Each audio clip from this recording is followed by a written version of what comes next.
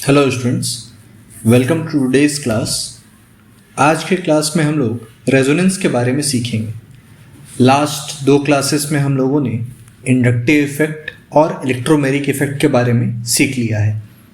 तो आज की क्लास हमारी रेजोनेंस के बारे में रहेगी और आज हम लोग रेजोनेंस के इंट्रोडक्शन पार्ट में जाएंगे।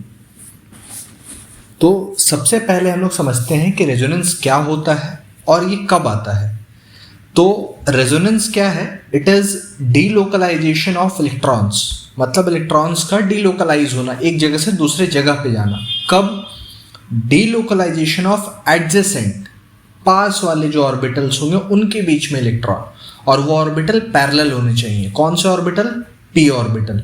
तो resonance is delocalisation of adjacent P orbital electron which are parallel to each other, मतलब जो पैरेलल पी ऑर्बिटल एडजेसेंट में होंगे उनके बीच में जब इलेक्ट्रॉन का डीलोकलाइजेशन होता है तो इसी को हम लोग रेजोनेंस बोलते हैं।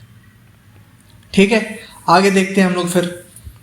तो नेक्स्ट पॉइंट हमारा जो आ जाता है वो है ड्यू टू डीलोकलाइजेशन। अगर यहां पे डीलोकलाइजेशन हुआ तो क्या होगा? चार्जेस यूनिफॉर्मली डिस्ट्रीब्यूट हो जाएंगे। तो वही पॉइंट है हमारा दूसरा, due to resonance electron density, due to resonance electron density in molecule becomes uniform। मतलब रेजोनेंस होने के चलते क्या हुआ, हमारा डेंसिटी ऑफ इलेक्ट्रॉन यूनिफॉर्म बन गया, वहां पे यूनिफॉर्मिटी आ गई। तो इस यूनिफॉर्मिटी से क्या होगी? अभी जहां पे यूनिफॉर्म डिस्ट्रीब्यूशन होता है वहां पे हमेशा स्टेबिलिटी आता है। तो अगला पॉइंट जो है हमारा यूनिफॉर्म और यूनिफॉर्मिटी ऑफ चार्जेस और इलेक्ट्रॉन, यूनिफॉर्मिटी ऑफ चार्जेस बोल सकते हैं या फिर हम लोग सिंपली इलेक्ट्रॉन भी लिख सकते हैं। तो uniformity of electron density stabilises, uniformity of electron density stabilises the molecule, मतलब चार्ज की यूनिफॉर्मिटी आ गई वहां पे और इसके चलते मॉलिक्यूल हमारा स्टेबल हो गया। तो हम लोग बोल सकते हैं that resonance is a stabilising effect. Resonance के चलते क्या हो रहा है? मॉलिक्यूल स्टेबलाइज हो रहा है। तो रेजोनेंस क्या है? एक स्टेबलाइजिंग इफेक्ट है। तो इस पॉइंट को लिख लेंगे हम लोग। So resonance is a stabilising effect. ठीक है, तो नेक्स्ट चलते हैं हम लोग फिर आगे।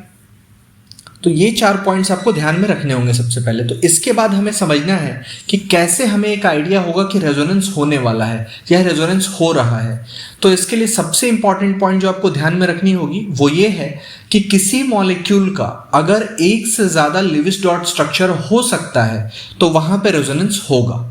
तो यही पॉइंट लिखेंगे हम लोग, that if a molecule can have more than one Lewis dot structure, then we can say that resonance is there or resonance is happening। ठीक है, तो ये हमारा थर्ड पॉइंट है यहां पे।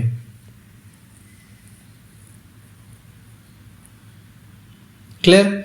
तो एक एग्जांपल लेके देख लेते हैं हम लोग। कार्बोनेट आयन का अगर एग्जांपल ले ले, CO3 का, तो कार्बन से डबल बॉन्डेड ऑक्सीजन, एक सिंगल बॉन्डेड ऑक्सीजन, एक और सिंगल बॉन्डेड, और सिंगल बॉन्डेड ऑक्सीजन पे एक एक नेगेटिव चार्जेस आ गए हमारे पास। तो ये स्ट्रक्चर जो था वो CO3 का था। अब ये इलेक्ट्रॉन यहां शिफ्ट हो सकता है और ये पाई बॉन्ड ब्रेक कर सकता है। तो एक और स्ट्रक्चर मिल सकता है मुझे जहां ऊपर वाले ऑक्सीजन के पास नेगेटिव चार्ज होगा और ये वाला एटम डबल बॉन्डेड हो गया अभी। तो इसका मतलब एक और स्ट्रक्चर यहां पे आ सकता था। तो इसका मतलब हो गया CO3 के पास ऐसे 3 लेविस डॉट स्ट्रक्चर हो सकते थे। तो जब भी यहां ऐसा हो रहा है हम लोग समझ जाएंगे कि इसमें क्या होगा, रेजोनेंस हो सकता है। ठीक है, तो ये जितने भी सारे डॉट स्ट्रक्चर आपने ड्रॉ किए हैं वो क्या बोले जाएंगे? उनको बोलते हैं हम लोग रेजोनेटिंग स्ट्रक्चर और कैनोनिकल फॉर्म्स। तो उसको लिख लेंगे पॉइंट को।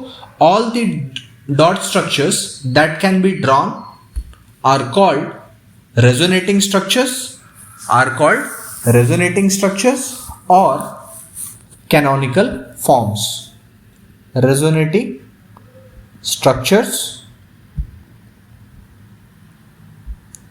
और कैनोनिकल फॉर्म्स। ठीक है, तो ये हो जाएगा हमारा कैनोनिकल फॉर्म्स। लेकिन क्या ध्यान में रखना है, इनमें से कोई भी स्ट्रक्चर्स एक्चुअली में एग्जिस्ट नहीं करते हैं, none of them actually exist. तो डॉट स्ट्रक्चर ड्रॉ क्यों किया हम लोगों ने फिर, तो वो हम लोगों ने इसलिए ड्रॉ किया ताकि मूवमेंट ऑफ इलेक्ट्रॉन को समझ पाए। बट इन रेजोनेटिंग स्ट्रक्चर्स में से कोई भी स्ट्रक्चर का एक्चुअल एग्जिस्टेंस नहीं होता है। तो जो स्ट्रक्चर एक्चुअली में एग्जिस्ट करता है उसको बोलते हैं हम लोग resonance hybrid. The structure which actually exist, the structure which actually exist is called resonance hybrid. और वो रेजोनेंस हाइब्रिड क्या होगा, इन सारे रेजोनेटिंग स्ट्रक्चर्स का एक एवरेज होगा, और उसमें भी जो ज्यादा स्टेबल रेजोनेटिंग स्ट्रक्चर है उसका कंट्रीब्यूशन ज्यादा रहता है। तो सिंपल सा पॉइंट है, the structure which actually exist is called resonance hybrid.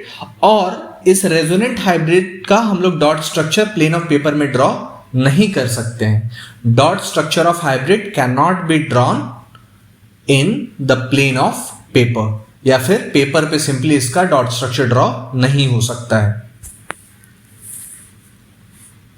और ऐसा क्यों नहीं हो सकता है, क्योंकि प्लेन ऑफ पेपर में आप वही इलेक्ट्रॉन दिखा सकते हो जो लोकलाइज्ड हो, फिक्स हो, बट यहां पे इलेक्ट्रॉन्स हमारे पास डीलोकलाइज्ड है, घूम रहे हैं, तो उसको दिखाने का कोई भी हमारे पास वे नहीं है। ठीक है, तो नेक्स्ट पॉइंट में चलते हैं हम लोग। रेजोनेंस हाइब्रिड क्या होगा, resonance hybrid is more stable then any of the resonating structures. Resonance hybrid is more stable then any of the resonating structures. जितने भी रेजोनेटिंग स्ट्रक्चर और कैनोनिकल फॉर्म्स हम लोगों ने ड्रॉ किए हैं उनमें से ये सबसे ज्यादा स्टेबल होगा, उन सबसे ज्यादा स्टेबल होगा ये।